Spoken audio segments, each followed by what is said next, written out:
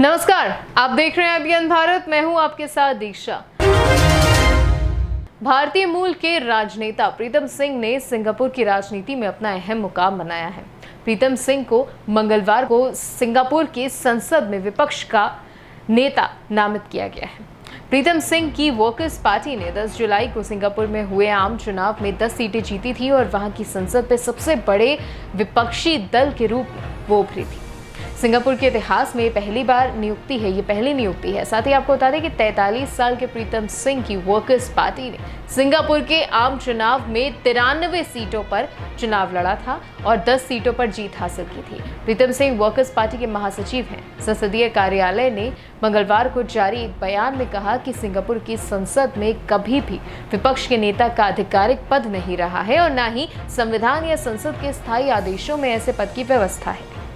1950 और 1960 के दशक में भी ऐसा ही रहा था। विपक्ष के नेता की नियुक्ति हुई हो, जबकि उस समय विपक्ष के सांसदों की संख्या अच्छी खासी हुआ करती थी।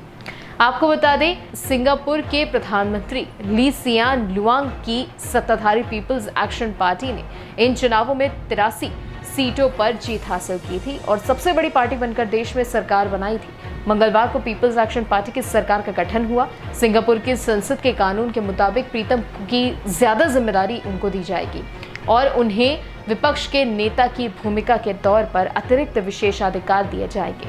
संसद के स्पीकर के कार्यालय और सदन में विपक्ष के नेता के दफ्तर में एक संयुक्त बयान जारी कर यह बताया है कि प्रीतम सिंह नीतियों, विधायकों और प्रस्तावों पर संसदीय बहसों में वैकल्पिक विचार पेश कर सकते हैं, यानी कि ऑल्टरनेटिव के रूप में वो वहां पर रहेंगे। इसके अलावा सरकार की नीतियों की आलोचना, उनकी खामियों की और ध्यान दिलाने की ओर उनकी जिम्मेदारी होगी। पेशे से वकील प्रीतम सिंह ने प्रवर समिति, लोक सेवा समिति में विपक्षी सदस्यों की नियुक्ति में सलाह ली जाएगी।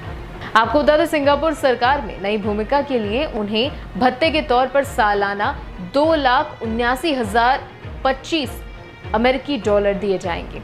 आपको साथ ही ये भी बता दें कि प्रधानमंत्री ली ने 11 जुलाई को ये कहा था कि प्रीतम सिंह को विपक्ष का नेता नामित किया जाएगा। शपथ लेने के बाद ली ने कहा कि चुनाव परिणामों ने सिंगापुर के लोगों की राजनीति में विचारों में विविधता के लिए मजबूत इच्छा प्रकट की है।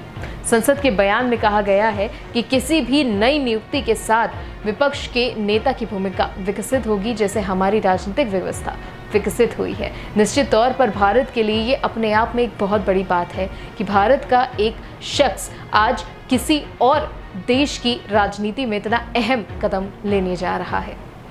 इस तरीके के और अपडेट्स के लिए देखते रहिए अभियान भारत। मैं हूं आपके साथ दीक्षा। नमस्कार।